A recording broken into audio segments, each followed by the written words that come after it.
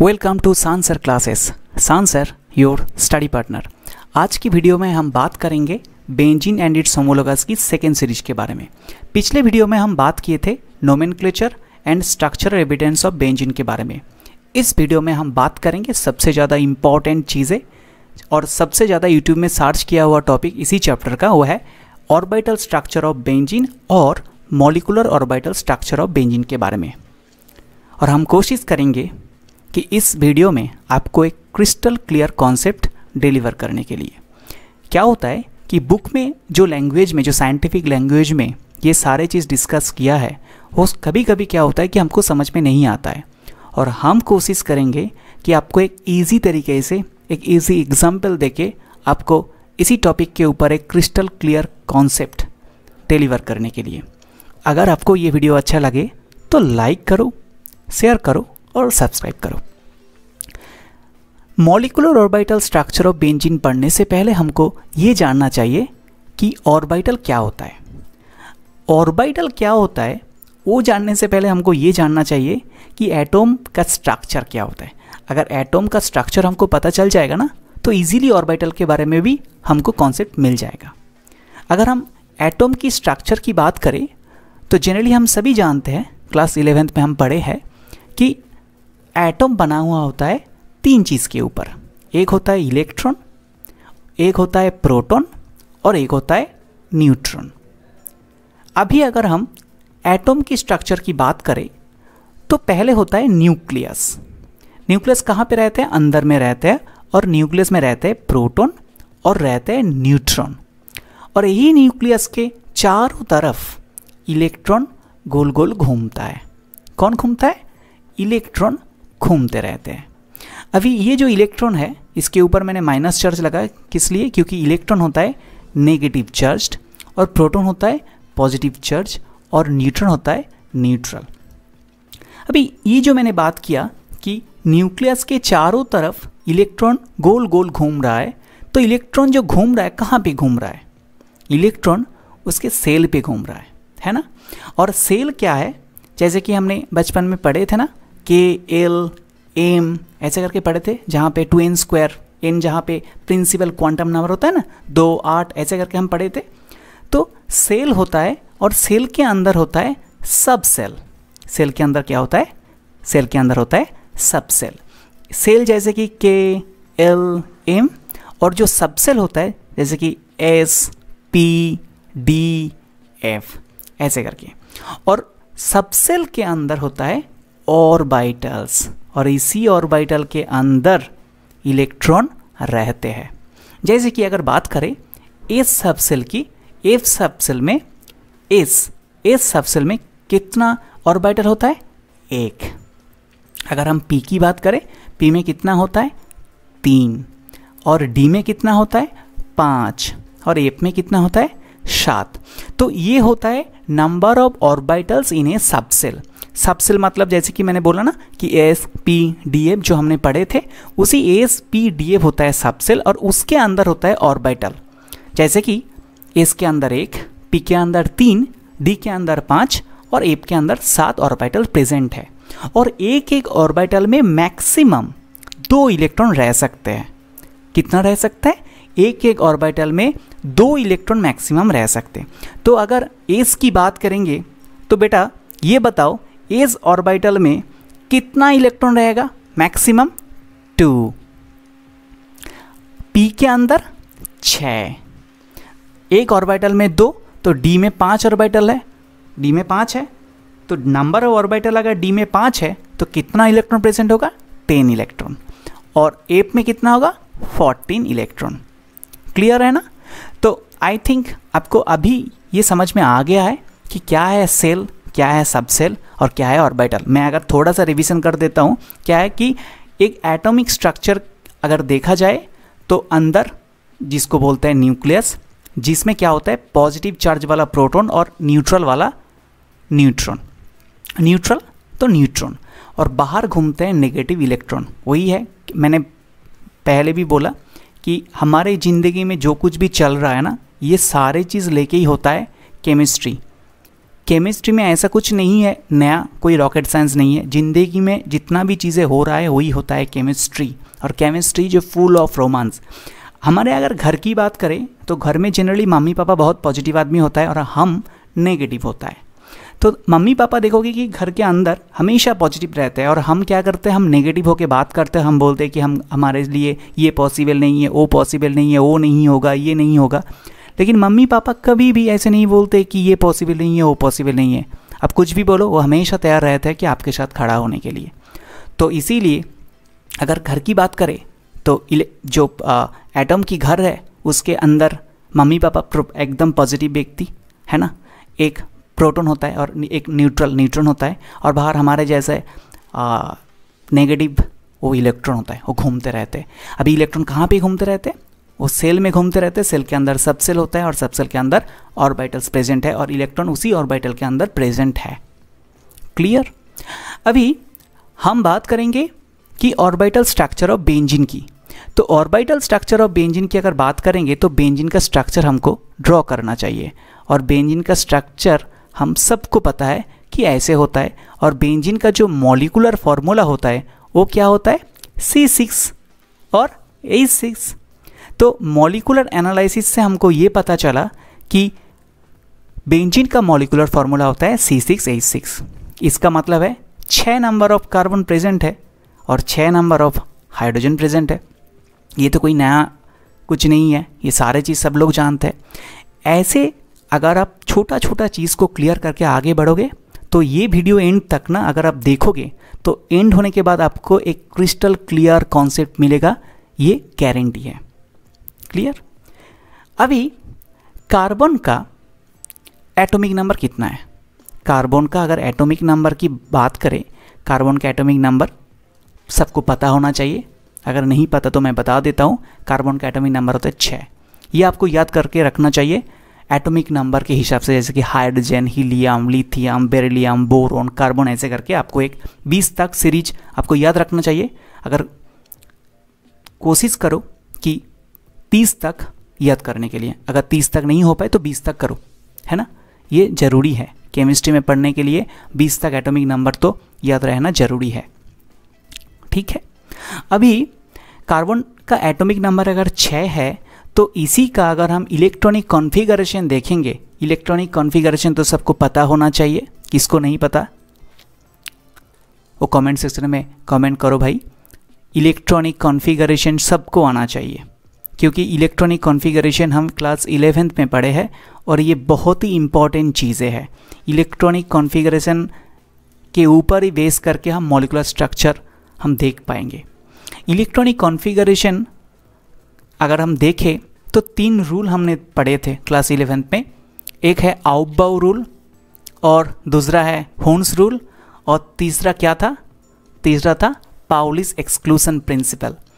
एक था आउबाउ, है ना, स्पेलिंग थोड़ा सा देख लेना, आउबाउ प्रिंसिपल था, और सेकंड क्या था अभी मैंने बोला, बताओ यार क्या था, होन्स रूल, है ना, होन्स रूल। और होन्स रूल क्या था, होन्स रूल ऑफ मल्टीप्लिसिटी, मैं बाद में सारे चीज़ बताऊंगा। और पाउली एक्सक्लूशन प्रिंसिपल में क्या बोला था,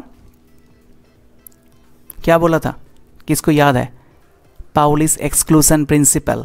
ये बहुत ही इंपॉर्टेंट चीज़ है, इसको अच्छे से पढ़ लेना, पाउलिस एक्सक्लूशन प्रिंसिपल।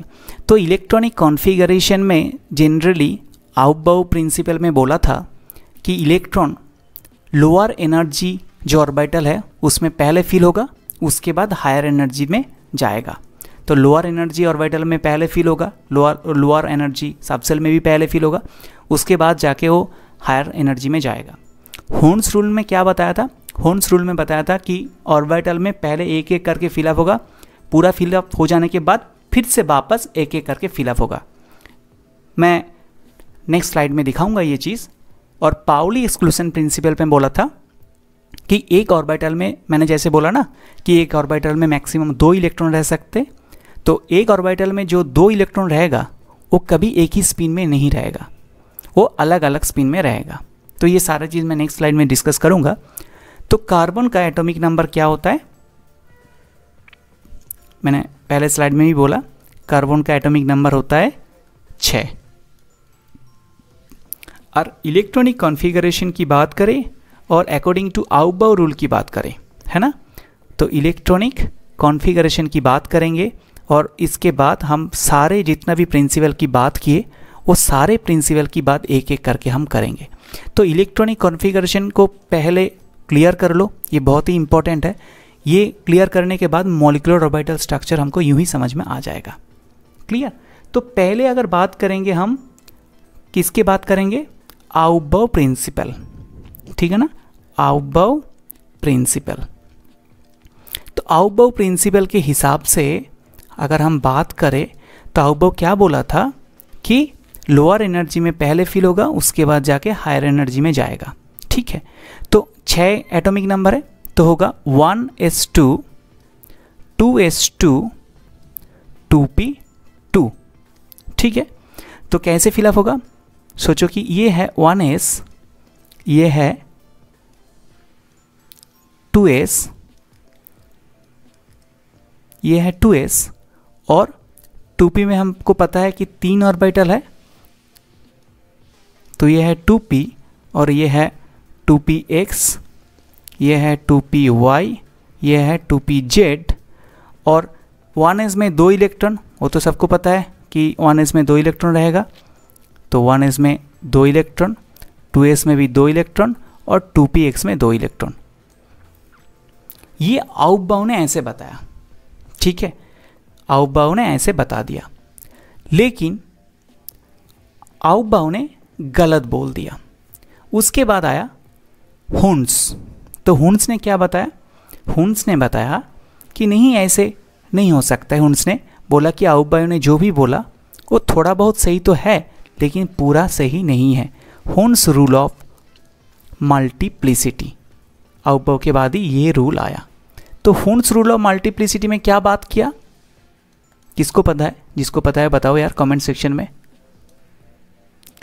उन्होंने बताया कि ऐसे होगा 1s, सोचो कि ये 1s है, ये 2s है और ये 2p है, 1 2 3 2px 2py 2pz। उन्होंने बोला कि 1s में तो 2 इलेक्ट्रॉन है, ठीक है, 2s में भी 2 इलेक्ट्रॉन है, ठीक है, तो 2p में जो 2 इलेक्ट्रॉन है वो एक 2px में रहेगा और एक 2py में रहेगा और 2pz में खाली रहेगा, ठीक है। और पाउली ने जो बताया था वो बोला था कि एक ही ऑर्बिटल में 2 अलग अलग स्पिन में रहेगा, जैसे कि मैंने पाउली रूल के हिसाब से यहाँ पे मैंने इलेक्ट्रॉन का स्पिन डिनोट किया। अभी यहाँ पे पाउली उतना ज़्यादा इम्पोर्टेंट नहीं है, जब हम दिखाएंगे। जो बेंजीन है, बेंजीन का फॉर्मूला होता है C6H6 और बेंजीन देखने में क्या होता है, ऐसा टाइप का होता है। तो अगर बात करें एक एक कार्बन की बात करें तो एक एक कार्बन का हाइब्रिडाइजेशन क्या है, यहाँ पे भी कार्बन है, यहाँ पे भी कार्बन है, यहाँ पे भी कार्बन है, यहाँ पे भी कार्बन है, यहाँ पे भी कार्बन है, यहाँ पे भी कार्बन है। अगर कार्बन का हम हाइब्रिडाइजेशन देखें तो कार्बन का यहाँ पे हाइब्रिडाइजेशन क्या है, कौन बताएगा, कितना सिग्मा है भाई, यहाँ पे सिग्मा 3 सिग्मा है और एक क्या है, पाई है, तो इसका हाइब्रिडाइजेशन क्या होगा, sp2 होगा, है कि नहीं। तो यही चीज़ अगर हम बात करें एक्साइटेड स्टेट में कार्बन कैसे इलेक्ट्रॉनिक कॉन्फ़िगरेशन शो करते हैं, एक्साइटेड स्टेट में कार्बन कैसे इलेक्ट्रॉनिक कॉन्फ़िगरेशन शो करते हैं, तो अगर हम बात करें एक्साइटेड स्टेट की, इन एक्साइटेड स्टेट क्या होता है, ये जो 2s में 2 इलेक्ट्रॉन है ना, इसी इलेक्ट्रॉन ट्रांसफ़र हो जाएगा 2pz में, क्योंकि half field and full filled orbital more stable.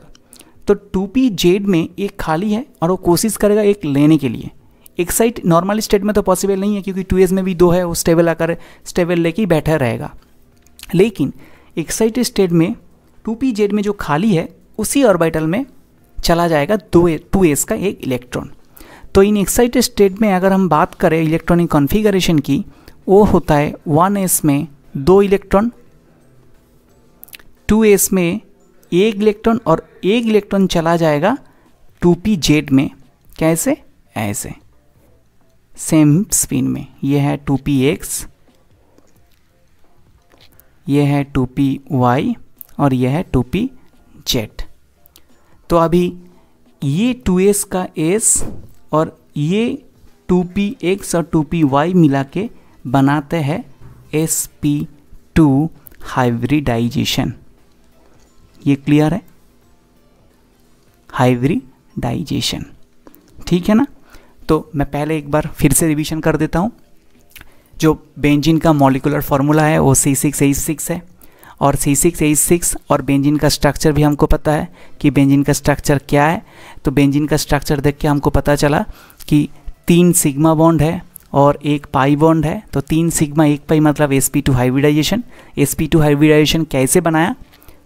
sp2 जो हाइब्रिडाइजेशन है वो क्या है कि when 1s and 2p orbitals are combined together to form 3 orbitals of same shape and energy, then this hybridization is called sp2 hybridization। अगर आपको definition पता नहीं है तो कोई प्रॉब्लम नहीं है। sp2 कैसे बनाता है? एक s और 2p। कहाँ का s? 2s का s और 2px का एक और 2py का एक p। तो ये दोनों मिला के sp2 बनाते हैं, और 2pz में एक इलेक्ट्रॉन खाली पड़ा रहता है, ठीक है ना। क्लियर? नेक्स्ट हम बात करेंगे स्ट्रक्चर की। देखो कार्बन का जो बेंजीन था, बेंजीन में कार्बन कितना है? 6 कार्बन है, ठीक है ना। कितना कार्बन है? 6। तो 1 carbon, 2 carbon, 3 carbon, 4 carbon, 5 carbon और ये 6 कार्बन हो गया, ठीक है। अभी एक एक कार्बन का हाइब्रिडाइजेशन है। क्या है? एक कार्बन का हाइब्रिडाइजेशन होता है sp2, ठीक।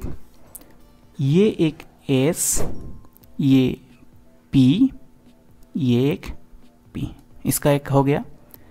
ये s, ये p और ये p, इसका भी हो गया। इसका ये एक s, ये एक p, ये एक p। अभी इस कार्बन का ये एक s, ये p, ये एक p।